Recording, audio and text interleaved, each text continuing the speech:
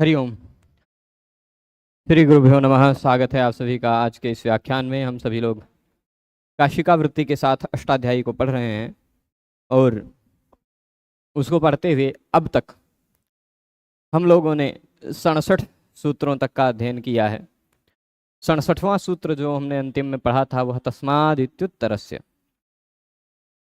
तो अब तक हमने जान लिया कि अष्टाध्यायी में पूरे व्याकरण के किसी भी सूत्र में यदि किसी भी शब्द में षष्ठी विभक्ति लगी हुई है तो जो कार्य होगा उसी के स्थान पर होगा। यदि किसी भी शब्द में पंचमी विभक्ति लगी है तो जो कार्य होगा वह कार्य उसके तुरंत बाद वाले के वर्ण के स्थान पर होगा। किसी भी शब्द में यदि सप्तमी विभक्ति लगी है तो जो कार्य होगा वह उसके पूर्व वाले वर्ण के स्थान पर होगा। ये तीनों बातें हमने पंचमी, षष्ठी, सप्तमी इन विभक्तियों के अर्थ के रूप में जानी थी। अब हम आज आते हैं एक सूत्र पर।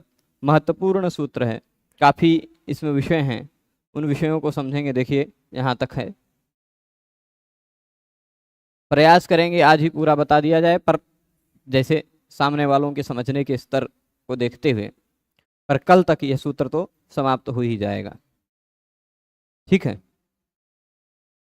तो समरूपम शब्दस्याशब्द संज्ञा ये सूत्र है।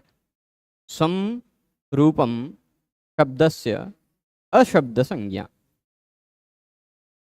शास्त्रे समेव रूपम शब्दस्य ग्राह्यम बोध्यम प्रत्याय्यम भवति न बाह्योऽर्थः शब्द संज्ञां वर्जयित्वा। ठीक है, तात्पर्य क्या है कि कहीं भी शास्त्र में कोई शब्द का उल्लेख किया गया है, ठीक है, शास्त्र में कहीं भी किसी शब्द का उल्लेख किया गया है, इस शब्द से यह कार्य करो, तो आपको उस समय केवल वही शब्द लेना है। शब्द अपने स्वयं के रूप का ही बोधक होता है, अन्य अपने किसी अर्थ का बोधक नहीं होता। जैसे व्याकरण शास्त्र में कह दिया गया अग्नेर ढक, तो अग्नि के बाद ढक प्रत्यय लगेगा, न कि अग्नि के पर्यायवाची अन्य शब्दों के बाद। अग्नि का पर्यायवाची पावक, वर्णी है ना, अन्य और भी पर्यायवाची शब्द हैं, वहां पर आपको ढक प्रत्यय नहीं लगा पाएंगे आप, क्योंकि शास्त्र में जहां जिस शब्द का उल्लेख किया गया है वहां वह शब्द अपने स्वरूप का ही बोध कराता है, अन्य पर्यायवाची अर्थ का नहीं। स्पष्ट है? यही इस सूत्र का सामान्यतः अर्थ है। विशेष रूप में इनमें और बहुत सारी चर्चा की बातें हैं, पर सामान्य में इतना ही है। पर शब्दस्य स्वम रूपम, खाली इतने तक का अर्थ हमने समझा। शब्दस्य स्वम रूपम, ठीक है। एक व्यक्ति कह रहे हैं गुरुजी मुझे नेट का कोर्स लेना है, एक व्यक्ति कह रहे हैं गुरुजी मुझे यूपी टीजीटी का क्लास लेना है। ठीक है, मैं आप लोगों की जानकारी के लिए बता दूं, मैं अभी वर्तमान में किसी भी परीक्षा के लिए नहीं पढ़ाता हूं और किसी भी परीक्षा के लिए मैं कोर्स नहीं देता हूं। आप लोग यहाँ अपने टीजीटी या नेट के सिलेबस को देखें, उस सिलेबस में जो जो पुस्तकें लगी हैं उन पुस्तकों को देखें, उन पुस्तकों का नाम लिख लिख करके खोजें। यदि उन पुस्तकों में से कुछ पुस्तकें मैंने पढ़ाई होंगी तो वह यूट्यूब पर निःशुल्क उपलब्ध हैं, कोई कोर्स मैं नहीं बेचता। ठीक है, चलेगा। अब आगे देखिएगा, शास्त्रे स्वमेव रूपम शब्दस्य ग्राह्यम बोध्यम प्रत्याय्यम भवति। तो शास्त्र में स्वमेव रूपम, अपना स्वरूप ही शब्द के द्वारा ग्राह्य होता है, शब्द के द्वारा बोधित होता है, शब्द के द्वारा प्रतीत किया जाता है। ये तीनों बात एक ही है ना। ग्राह्य शब्द अपने स्वरूप का ही ग्रहण करता है, शब्द अपने स्वरूप का ही बोध कराता है, शब्द अपने स्वरूप की ही प्रतीति कराता है। बात एक ही है ना, तीन अलग तरह से शब्दों में कहा। ग्राह्यम से न समझ में आए तो बोध्यम कह लीजिए, प्रत्यायम कह लीजिए, ठीक है। तो न बाह्योर्थः इति, जैसे अग्नि कहा तो अग्नि शब्द अपने स्वरूप का ही ग्राहक होगा। अ ग न ई इन चार वर्णों के समुदाय रूपी एक अग्नि शब्द का ही बोध कराएगा, न कि उसके बाह्य अन्य अर्थ से संबद्ध अन्य शब्दों का, पावक है ना, वह्नि इत्यादियों का ग्राहक नहीं होगा। समझ रहे हैं? शब्द संज्ञाम वर्जयित्वा, यहां अशब्द संज्ञा पर आ जाइए। सूत्र में क्या कहा गया है? शब्दस्य स्वम रूपम, इतना तक का अर्थ समझ गए। शब्द अपने स्वयं के रूप का ही बोध कराता है, ठीक। परंतु अशब्द संज्ञा, अशब्द संज्ञा मतलब शब्द के आधार पर कोई संज्ञा कर दी गई है, तब अलग विषय है। जैसे उदाहरण बताता हूं, अभी तक आप जो पढ़ चुके हैं उन्हीं संज्ञाओं में से कोई बताते हैं, ठीक। तो हाँ, यहां देखिएगा उदाहरण दे रहे हैं, अग्नेर ढक। उदाहरण पहले क्या दिया? अग्नेर ढक में अग्नि शब्द अपने अग्नि का ही ग्रहण कराया, अन्य किसी का नहीं। उसी तरह एक वार्तिक एक सूत्र और दिया, उदश्रितोन्यतरस्याम। सूत्र क्या दिया? उदश्रितः अन्यतरस्याम। इस सूत्र का तात्पर्य क्या है? उदस्वित शब्द से, उदस्वित शब्द से क प्रत्यय करता है, संभवतः क किया क नहीं करता होगा, कहीं या कहीं करता होगा, नहीं कोई दूसरा ही। उदश्वितोन्यतरस्याम, ये ठक इत्यादि प्रत्यय करता है क्या? है ठक है, ठीक है, वही हाँ, ठक प्रत्यय होगा। उस ठक के में, ठक में से ठ बचेगा।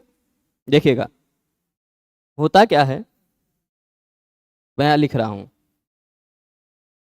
आ जाओ लेखनी जी। शब्द है उदस्वित, ठीक, यही लिखा है, उसको देख लीजिएगा। हमारी राइटिंग थोड़ी सी गड़बड़ भी हो जाए तो भी समझ लीजिएगा, बोल भी रहा हूं। उदस्वित शब्द है, इस उदस्वित शब्द के बाद उदश्वितोन्यतरस्याम से विकल्प से ठक प्रत्यय लग गया। कौन सा? ठक। ठक में से बचता है ठ, क की हलंत्यम से संज्ञा होती, तस्य लोप से लोप हो जाता है, ठ बचा। ठ के स्थान पर ठस्येकः सूत्र से इक होने लगा, तभी ठस्येकः के तुरंत बाद का सूत्र है ईसु सुक्तांतात कह। इस, उस, है ना, उक, त, ये चार जिसके अंत में आते हो, इसके अंत में त आ रहा है ना, तज इस जिसके अंत में आता हो, है ना, इस जिसके अंत में, सर्पिश इत्यादि, है ना, अथवा उस जिसके अंत में आता हो, धनुष, यजुष इत्यादि, तथा उक जिसके अंत में आता हो, है ना, और जिसके अंत में त आता हो, ऐसे शब्दों के बाद आने वाले ठक प्रत्यय के ठ के स्थान पर क हो जाता है। उदश्वित क हुआ, पहले स्वरवर्ण की वृद्धि हुई, औदश्वित क बन गया, ठीक। पहले स्वरवर्ण की किति च सूत्र से वृद्धि हो जाएगी। तो यह औदश्वित का जो बना है, यह उदस्वित शब्द से ही बनेगा, क्योंकि सूत्र ने कहा है उदस्वितः अन्यतरस्याम। उदस्वित शब्द के बाद विकल्प से ठक प्रत्यय होगा। उदस्वित का मतलब क्या होता है? लगभग सभी लोग पिए होंगे उदस्वित। कोई ऐसा है जो उदस्वित नहीं पिया है? उदस्वित कहा जाता है मट्ठे को, मट्ठा कहा जाता है। आपको दूसरी भाषा में बता दूं तो दूध में कुछ खट्टा चीज डाल करके जो बना देते हैं उसको कहा जाता है दही, दधी जिसको कहते हैं। उस दधी का मंथन करने के बाद, दही को मथने के बाद जो बन जाता है पतला पतला पीने योग्य, जो भोजन के बाद पिया जाता है ना, अच्छा लगता है पेय पदार्थ, उसको कहा जाता है संस्कृत में उदस्वित। क्या कहा जाता है? उदस्वित। अच्छा, केवल उदस्वित ही नहीं कहा जाता है, उसको तक्र भी कहा जाता है। क्या? तक्र। अच्छा, अपने सबके गांव की भाषा में कहते का भैया तक्र कह दिया, है ना, तक्र कह दिया। मतलब तक्र करना मतलब जैसे दही को इतना मथ देते हैं ना, ऐसे मथ मथ देते हैं, तो वैसे दिमाग को मथ दिया है किसी ने, वो तक्र कर दिया है, उसी को तक्र करना है। तो तक्र, जब दही को मथा जाता है तो जो बनता है उसी को तक्र कहा जाता है, उसी को उदस्वित भी कहा जाता है, उसी को अरिष्ट भी कहा जाता है, उसी को कालशेय भी कहा जाता है, उसी को दंडाहत भी कहा जाता है, और उसी को मथितम कहा जाता है। मथितम, दंडाहतम, कालशेयम, तक्रम, अरिष्टम, इतने और पर्यायवाची शब्द हैं। तो उदस्वितोन्यतरस्याम सूत्र ने कहा, उदस्वितोन्यतरस्याम सूत्र ने कहा कि उदस्वित शब्द के बाद ठक प्रत्यय होगा। तो अब ऐसा आप मत करिएगा कि उदस्वित भी तो मठ्ठे है, तक्र भी मठ्ठे है, चलो उदस्वित के बाद ठक लगा रहा था तो तक्र के बाद भी ठक लगा देते हैं, ऐसा आप मत सोचिएगा। क्योंकि सूत्र में जिस शब्द को सीधे सीधे उल्लिखित कर दिया गया है वह शब्द अपने स्वरूप का ही बोध कराएगा, अपने अन्य किसी पर्यायवाची अन्य किसी अर्थ का बोध नहीं करवाएगा। तो उदस्वितोन्यतरस्याम सूत्र से जो ठक प्रत्यय लगना हुआ होगा वह केवल उदस्वित शब्द से लगेगा, उसके पर्यायवाची अन्य शब्द तक्र, अरिष्ट, कालशेय, दंडाहत, मथित इत्यादि शब्दों से नहीं लगेगा। ठीक, स्पष्ट है? तो अब उसी तरह देखिए, अब यहां पर आग्नेयम अष्टाकपालम निर्वपेत, यहां अग्नि से ढक लगकर आग्नेय बना है ना। अग्नि शब्दोयम अग्नि शब्दस्यैव ग्राहको भवति। फिर से यहां पूरा वृत्ति के सहित अर्थ बताता हूं मैं, यहां तक आप समझ गए होंगे, यहां तक बात पूरी तरह से उतर रही है ना बुद्धि में। अब पंक्ति से देखते हैं। शास्त्रे शब्दस्य स्वमेव रूपम ग्राह्यम भवति। शास्त्र में शब्द का ग्राह्य कौन सा होता है? शास्त्र का स्वयं का रूप, उस शब्द का स्वयं का रूप। जैसे अग्नि शब्द के द्वारा उस अग्नि शब्द का स्वयं का रूप जो है अ, ग, न, ई, इन चारों वर्णों का समुदाय रूपी, वही शास्त्र में गृहीत होगा। ठीक है, अभी तक इतना समझ गए? न बाह्योर्थः, इसका बाह्य अन्य कोई अर्थ इसका बोधक नहीं होगा। अग्नि का कोई और अर्थ हो सकता है, पावक, वन्नी और जलन, है ना, तेजस इत्यादि अन्य जो पर्यायवाची शब्द हैं वो नहीं ग्राह्य होंगे। ठीक है, शब्द संज्ञाम वर्जयित्वा, इतने अंश को अभी आगे समझेंगे। शब्द संज्ञाम वर्जयित्वा मैं संकेत कर देता हूं फिर भी। शब्द संज्ञाम वर्जयित्वा कहां से आया? यह अशब्द संज्ञा से आया, शब्द संज्ञा को छोड़कर। अब शब्द संज्ञा क्या है? क्या होती है शब्द संज्ञा? आपने देखा होगा सर्वाधीनि सर्वनामानि कहा है ना। तो एक जिस तरह हमने अग्नि लिया उसी तरह से अब हम लेते हैं एक शब्द सर्वनाम, है ना। अब आप ये बताइए कि जिस तरह अग्नेर ढक कहने पर केवल अग्नि शब्द से ढक प्रत्यय लगता है, अग्नि के पर्यायवाची अन्य किसी शब्द से ढक प्रत्यय नहीं लगता है। स्पष्ट है? अग्नि शब्द कहने से जिस तरह केवल अग्नि शब्द के बाद ही ढक प्रत्यय लगता है, अग्नि के पर्यायवाची अन्य जितने भी शब्द हैं उन किसी भी शब्द से वह प्रत्यय नहीं लगता है। बात स्पष्ट है ना। तो उसी तरह सर्वनाम शब्द कहने से क्या सर्वनाम शब्द से ही कोई प्रत्यय लगेगा? नहीं, क्योंकि सर्वनाम शब्द पर आधारित एक संज्ञा है, शब्द पर आधारित संज्ञा है। सर्वनाम किसे कहा जाता है? सर्वनाम एक संज्ञा है जिसके अंतर्गत सर्व, विश्व, उभ, उभय, डतर, डतम, अन्य, अन्यतर, इतर, त्वत, त्व, नेम, सम, सिम इत्यादि 35 शब्द आ जाते हैं ना। तो जहां कह दिया सर्वनामनः स्मयी, वहां सर्वनाम शब्द के बाद स्मयी लगाएंगे या नहीं है? सर्वनाम सूचक जितने अन्य शब्द हैं उन सबका ग्रहण होगा। ठीक, क्यों? क्योंकि ये शब्द संज्ञा है। ठीक है, ये शब्द पर निर्भर एक संज्ञा है, शब्द की संज्ञा है। यदि यह संज्ञा न होता, यदि यह संज्ञा न होता तो सर्वनामना स्मयी सूत्र से केवल सर्वनाम शब्द के बाद स्मयी जुड़ता, सर्व के बाद नहीं, विश्व के बाद नहीं, है ना। सर्वनाम केवल स र अ र व अ न आ म अ इतने वर्णों के समुदाय से बने हुए शब्द का ही बोध कराता है ना। सर्व विश्व उभ उभय इत्यादि शब्दों का बोध नहीं कराता। स्पष्ट है।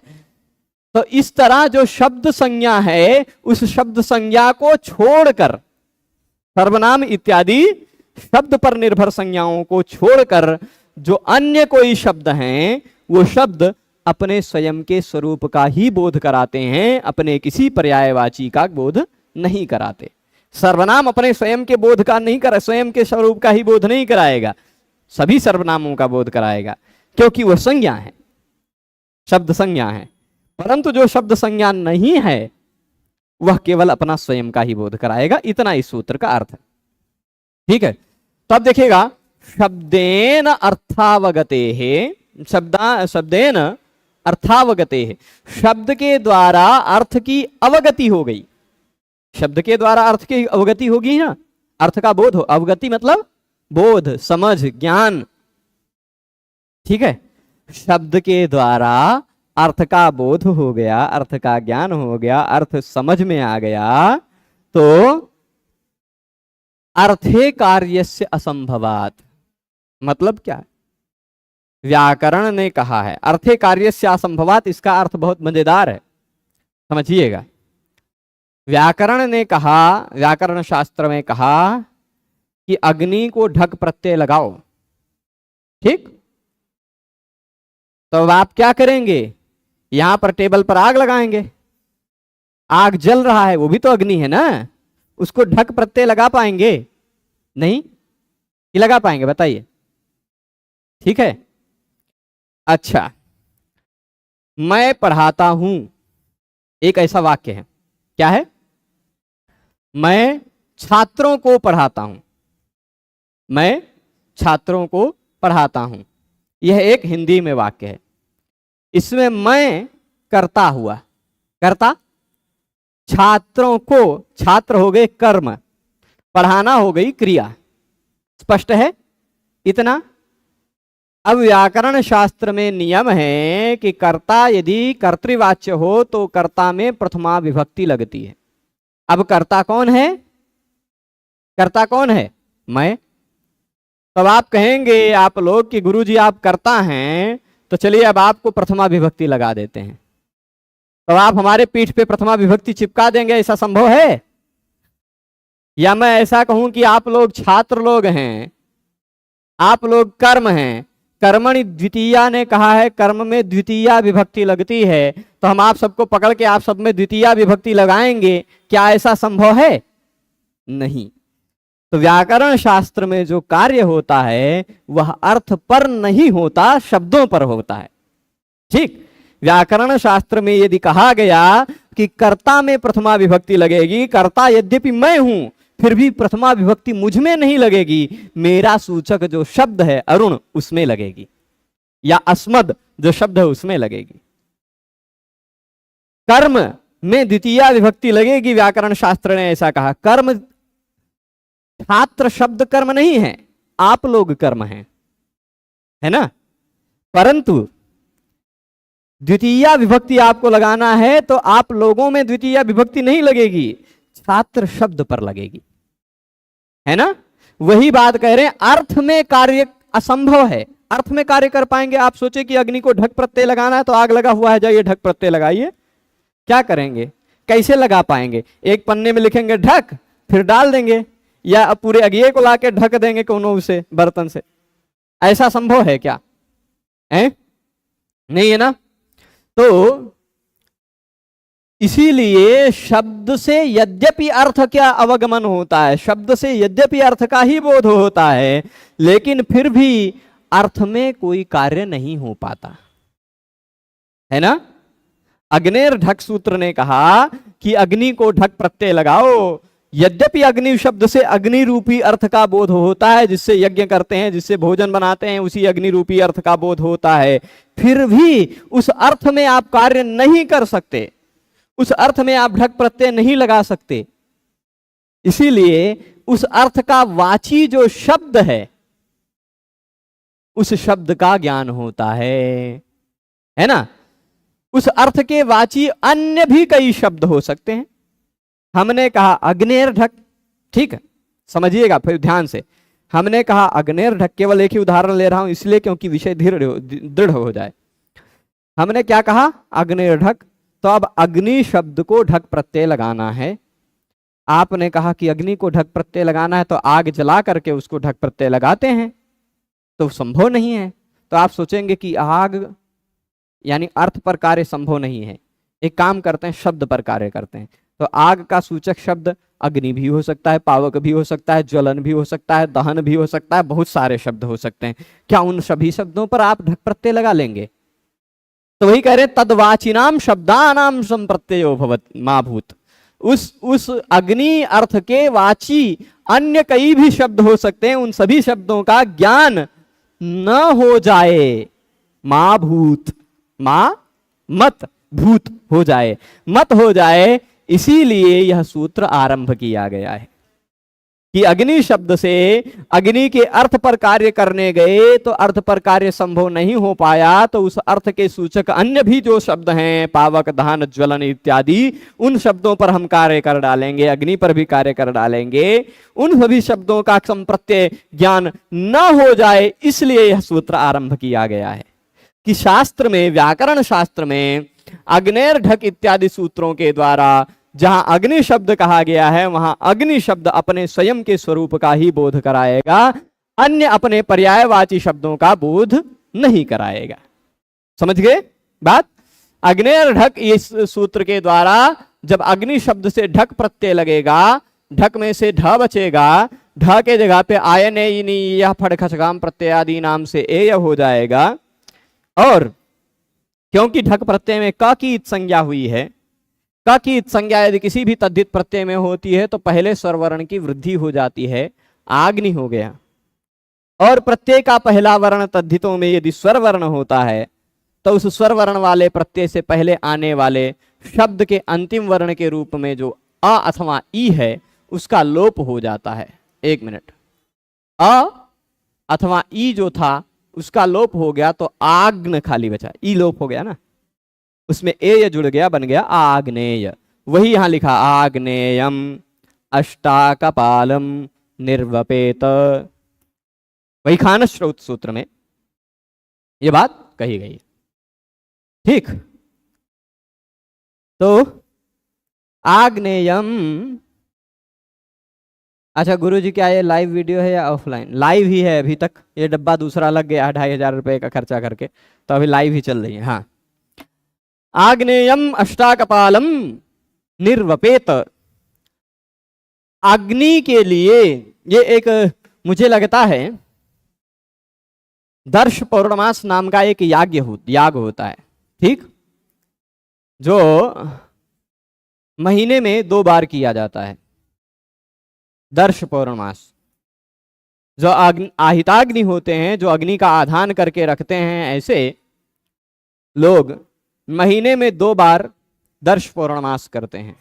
जैसे अभी आज दशमी है, एकादशी आ रही है, एकादशी के बाद अब पूर्णिमा आएगी, तो पूर्णिमा के दिन आरंभ करके पूर्णिमा के 1 दिन बाद समाप्त होने वाला यज्ञ होता है पौर्णमास। फिर अगले पक्ष में अमावस्या को आरंभ करके अमावस्या के 1 दिन बाद समाप्त होने वाला यज्ञ होता है दर्श। ठीक, ये महीने में इस तरह से 2 बार होता है, 4 दिन तक चलता है महीने में। उसी दर्श पूर्णमास के यज्ञों में, दर्श में भी 3 याग होते हैं, पूर्णमास में भी 3 याग होते हैं, कुल मिलाकर 3। दर्श में भी 3 इष्टियां होती हैं, पूर्णमास में भी 3 इष्टियां होती हैं। उन कुल मिलाकर 6 इष्टियों में से एक आग्नेयम अष्टाकपालम भी होता है। मतलब 8 कपालों में बनाया हुआ पुरोडाश अग्नि देवता के लिए समर्पित किया जाता है। कपाल मतलब एक प्रकार के पात्र होते हैं, मिट्टी के बर्तन होते हैं। उन 8 बर्तनों में पकाया हुआ पुरोडाश अग्नि देवता को समर्पित किया जाता है हवि में। ठीक, उसी आग्नेयम अष्टाकपालम निर्वपेत, अग्नि देवता के लिए अष्टाकपाल पुरोडास का निर्वपन किया जाए, अग्नि देवता को दिया जाए, ऐसी बात कही गई। तो यहां आग्नेयम में अग्नेय ढक से ढक हो गया, परंतु अग्नि शब्द जो है यह अग्नि शब्द का ही ग्राहक होगा, क्योंकि सूत्र में अग्नेयर ढक कहा है ना। न तो ज्वलन पावक धूमकेतु इति, ज्वलन पावक धूमकेतु दहन ज्वलन इत्यादि अन्य पर्यायवाची शब्दों का ग्रहण नहीं होगा। स्पष्ट है। नातः प्रत्ययो भवति, इन सब का इस अग्नि शब्द से प्रत्यय नहीं होता, बोध नहीं होता, ज्ञान नहीं होता। प्रत्यय मतलब ज्ञान, प्रत्यय एक वो भी प्रत्यय होता है, पर प्रति इण अच्छ मिला करके प्रत्यय बनता है। प्रति इण धातु का अर्थ होता है गति, गति का अर्थ ज्ञान भी होता है ना। तो प्रति ज्ञान, प्रति मतलब वो होता है बोध, ज्ञान, ठीक है। नातः प्रत्ययो भवति। अब आगे कहते हैं उदश, उसी का दूसरा एक और उदाहरण दे रहे हैं। क्या दे रहे हैं? उदस्वितोन्यतरस्याम, मैं समझा चुका हूं। उदस्वित शब्द से ठक प्रत्यय होगा, समझिएगा। यहां फिर से मैं लिख रहा हूं, शब्द क्या है? उदस्वित, ठीक, उससे प्रत्यय हुआ ठक, उदस्वितोन्यतरस्याम से, सूत्र से, ठीक। उदस्वित शब्द से ठक प्रत्यय हुआ, वह जो ठक प्रत्यय हुआ वह ठक प्रत्यय केवल उदस्वित शब्द से ही होगा, ठीक है। केवल उदस्वित शब्द से ही होगा वह ठक प्रत्यय। उदस्वित के पर्यायवाची है ना, जब ठक होगा तो औदस्वितकम बनेगा, जब ठक नहीं होगा, अण होगा तो औदस्वितम बनेगा, ठीक है। तो ठक, ठक में से बचेगा ठा, इसी सुप्तांतात का, इस सूत्र से ठक के ठा के जगह पे क हो जाएगा, और क की संज्ञा इसमें हुई थी, इसलिए पहले स्वर वर्ण के स्थान पर उ के स्थान पर वृद्धि होकर औ हो जाएगा, तो बन जाएगा औदस्वितक, ठीक। औदस्वितक, यह जो बन गया औदस्वितक, यह उदस्वित शब्द से ही ठक प्रत्यय लगकर बनेगा, और जब विकल्प से ठक नहीं लगेगा तो उदस्वितम अण लगकर भी बन जाएगा। परंतु यह जो उदस्वितोन्यतरस्याम से विकल्प से दोनों प्रत्यय हुआ है, यह केवल उदस्वित शब्द से ही होगा। अन्य तक्र, अरिष्ट, कालशेय, दंडाहत, मथित इत्यादि शब्दों से, इत्यादि शब्दों का न अतः प्रत्ययो भवति।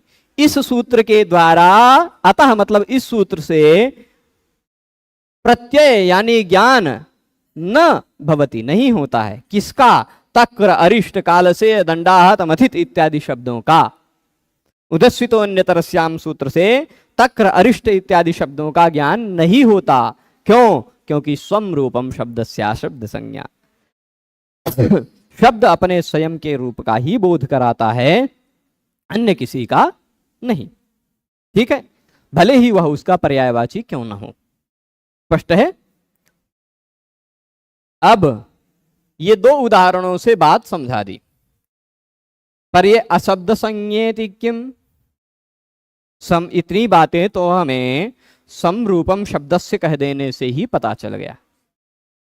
अशब्द संज्ञा क्यों कहा गया सूत्र में? सूत्र में अशब्द संज्ञा ऐसी बात क्यों कह दी गई? तो कह रहे हैं क्योंकि दाधाघ्वदा, ठीक है, पढ़ा हुआ है आपके द्वारा, तरप तमपौ घ, पढ़ा हुआ है ना, पढ़ा है ना दोनों सूत्र, एक एक 20 है, एक एक 22 है। ये कहता है घू संज्ञा करता है और ये करता है घ संज्ञा, है ना। अब किसी सूत्र ने कह दिया कि घू संज्ञक के बाद, घू के बाद यदि क्ता प्रत्यय लगा हुआ हो तो घू के अ के स्थान पर ई हो जाता है। घुमास्था गापा दहाति साम हली, सूत्र ने कह दिया कि घू, यहां कौन सा उदाहरण दिया है? हाँ, यहां क्या होता है, घू का कह दिया, ग्रहण कर दिया, घ का ग्रहण कर दिया, या सर्वनाम का ग्रहण कर दिया, है ना। तो जिस तरह अग्नि का ग्रहण करने में केवल अग्नि का ग्रहण होता था, उसके पर्यायवाचियों का नहीं होता था। जिस तरह उदस्वित कहने पर केवल उदस्वित का ही ग्रहण होता था, उसके पर्यायवाची तक्र अरिष्ट इत्यादियों का ग्रहण नहीं होता था। उसी तरह घू कह देने से केवल घू का ग्रहण होना चाहिए, घ कह देने से केवल घ का ही ग्रहण होना चाहिए, सर्वनाम कह देने से केवल सर्वनाम का ही ग्रहण होना चाहिए। परंतु ऐसी बात नहीं है, क्योंकि सूत्र में कहा गया अशब्द संज्ञा, जो शब्द पर निर्भर संज्ञाएं हैं ना, उन संज्ञाओं को छोड़कर ये बात है, उन संज्ञाओं को आरक्षण दिया गया है। क्योंकि घू संज्ञा किसकी है? जहां कहीं कहा गया कि घू को ये कार्य करो, तो वहां घू को कार्य नहीं करना है, घू संज्ञा है जिनकी उनको कार्य करना है। घू संज्ञा है जिनकी ऐसे दा और धा पर कार्य करना है। कहीं कह दिया घ रूप कल्प चेलट ब्रुवट इत्यादि सूत्र के द्वारा घ का ग्रहण कर दिया गया, तो घ को ये कार्य करिए, तो घ पर वह कार्य नहीं होगा, अपितु घ संज्ञा है जिनकी, ऐसे तरप और तमप प्रत्यय पर वह कार्य होगा। स्पष्ट है? किमे तिंघादावाम वद द्रव्य प्रकर्षे, इस सूत्र में घ कहा गया, घ के बाद आम प्रत्यय लगेगा, तो घ से किसका ग्रहण होगा? घ का नहीं, तरप और तमप प्रत्यय का। स्पष्ट है? कहीं कह दिया सर्वनाम स्मयी, आमि सर्वनाम सुट, नसिंयो स्मात् स्मिनौ, जसहसी इत्यादि सूत्रों के द्वारा सर्वनाम शब्दों के बाद लगे हुए प्रत्ययों के स्थान पर जो कार्य हो रहा है, वह सर्वनाम शब्द पर ही नहीं होगा, अपितु सर्वनाम सूचक अन्य जितने भी शब्द हैं सभी जगह होगा। ठीक, ये दोनों में अंतर समझ गए पूरी तरह से? तो इसीलिए कहा क्या? अशब्द संज्ञेति किम, अशब्द संज्ञा ऐसा क्यों कह रहे हैं आप? क्योंकि दाधा गुदाप तरप तम औघा इत्यादि में घू ग्रहण करना हो, घ ग्रहण करना हो, तो जिनकी संज्ञा है ऐसे संज्ञियों का ग्रहण होगा, संज्ञा का नहीं। घू का ग्रहण नहीं होगा, घ का ग्रहण नहीं होगा, घू जिसको कहा जाता है उसका ग्रहण होगा, घ जिसको कहा जाता है उसका ग्रहण होगा। स्पष्ट है? सर्वनाम कहना है तो सर्वनाम का ग्रहण नहीं होगा, सर्वनाम जिनकी संज्ञा है ऐसे सर्व विश्व उभ उभय डतर डतम इत्यादि का ग्रहण होगा। स्पष्ट है? तो इसलिए सित तद विशेषणानाम, सित तद विशेषाणाम वृक्षाद्यर्थम, है ना। तो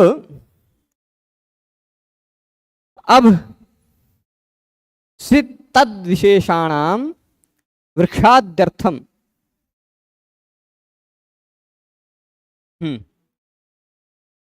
ये बात आ गई। सित है, सित स की इत संज्ञा। इतनी बात पूरी अभी तक समझ में आई है ना? कुछ लोगों का मुख को देखने से लग रहा है कि थके हुए ज्यादा हैं, जबकि हम सुबह से 10 बजे से 5 बजे तक हमारी ट्रेनिंग चल रही है। आजकल कंप्यूटर पर खाली खाली अंग्रेजी भाषा सुनने को मिलता है, लगे रहते हैं ऑनलाइन, और ज़्यादातर मतलब समझ में तो आता है, बोल नहीं पाते हैं पर समझ में आता है, पूरी बातें समझ में आती हैं। अब वो कोनो न कोनो नया नया सॉफ्टवेयर चलवाते रहते हैं, इस तरह से ये करना, इस तरह से, वो सुनते सुनते हम मुँह पक जाते हैं, लेकिन फिर भी इस तरह से पढ़ा रहे हैं, तो ऐसा ना हो।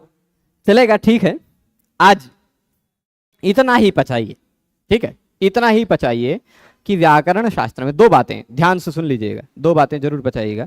व्याकरण शास्त्र में कहीं भी किसी शब्द का सीधे सीधे नाम ले करके इस शब्द से ये काम करो ऐसा कहा जाए, तो वहां आपको केवल उसी शब्द का ही ग्रहण करना है, उसके पर्यायवाची अन्य किसी शब्द का ग्रहण नहीं करना है।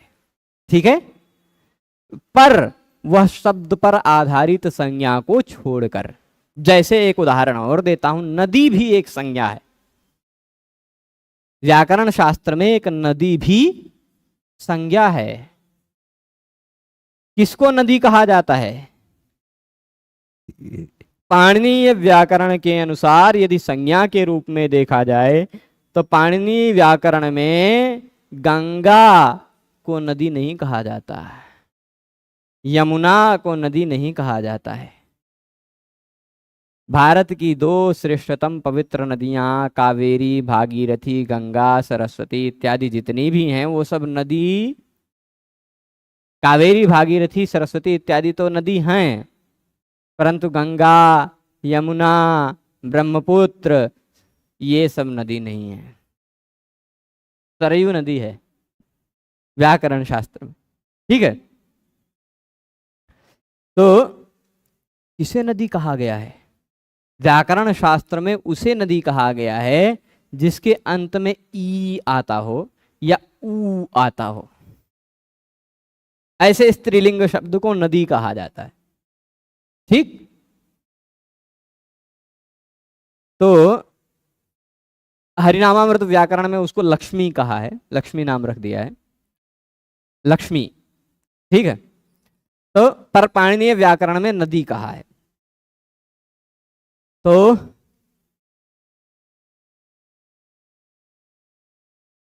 यहां क्या, एक मिनट, नदी आप विचार करें कि गंगा और यमुना नदी नहीं है, लेकिन एक छोटा सा बोतल है उसको संस्कृत में कहा जाता है कूपी, वो नदी है ना। क्यों? क्योंकि उसके अंत में ई आ रहा है। कोई भी शब्द हो जिसके अंत में ई आता हो, जैसे किसी के माता का नाम खोज लीजिएगा, कुछ के किसी का भी नाम खोज लीजिएगा जिसमें ई आता हो, पार्वती, गौरी, शची, इंद्राणी, भवानी, जितना भी और नाम खोज लीजिए वो सभी नदी हैं, ठीक है। सभी भी नदी है, पार्वती भी नदी है, गौरी भी नदी है, ठीक है। तो नदी बहने वाले प्रवाह को व्याकरण शास्त्र में कहा गया, यद्यपि वो इसी सीधे संज्ञा के रूप में नहीं कहा गया। नदी अर्थ, नदी शब्द का अर्थ वो भी लिया जा सकता है, इस वाक्य पदीय का विषय है, परंतु नदी वह नदी तो है, पर व्याकरण शास्त्र में कोई काम कहा जाए कि नदी को करो, तो व्याकरण शास्त्र की नदी क्या है? ई, ऊपर खत्म होने वाले सभी शब्द है, ठीक है। तो वहां नदी शब्द से केवल नदी का ग्रहण होगा ऐसा नहीं है, ई ऊ पर खत्म होने वाले सारे शब्द ग्रहित हो जाएंगे, पर अग्नि शब्द से केवल अग्नि का ही बोध होगा। क्यों? क्योंकि अग्नि कोई संज्ञा नहीं है ना, अग्नि कोई संज्ञा नहीं है। उदस्वित शब्द से कोई कार्य कहा गया तो उदस्वित को ही होगा, क्योंकि वो कोई संज्ञा नहीं है ना। पर जो संज्ञा है, कई शब्दों की संज्ञा है, वह सभी शब्दों का बोध कराएगा। स्पष्ट है? इतने पे रोका जाए, है ना। वाल्मीकि रामायण का भी एक सर्ग जो कुछ है उसको पढ़ लिया जाए। तो आज इस विषय को यहीं रोकते हैं, कल इसको और आगे बढ़ा करके ये सूत्र संपन्न कर देंगे। यहाँ से तद विशेषाणां ग्रहणम वृक्षात्यर्थम, ये वाली जो बातें हैं, ये सब बातें हम लोग समझते हुए पूरा खत्म करेंगे कल। सभी लोग जुड़े रहे उस पूरे व्याख्यान में, उसके लिए सभी को बहुत बहुत धन्यवाद। नमो नमः।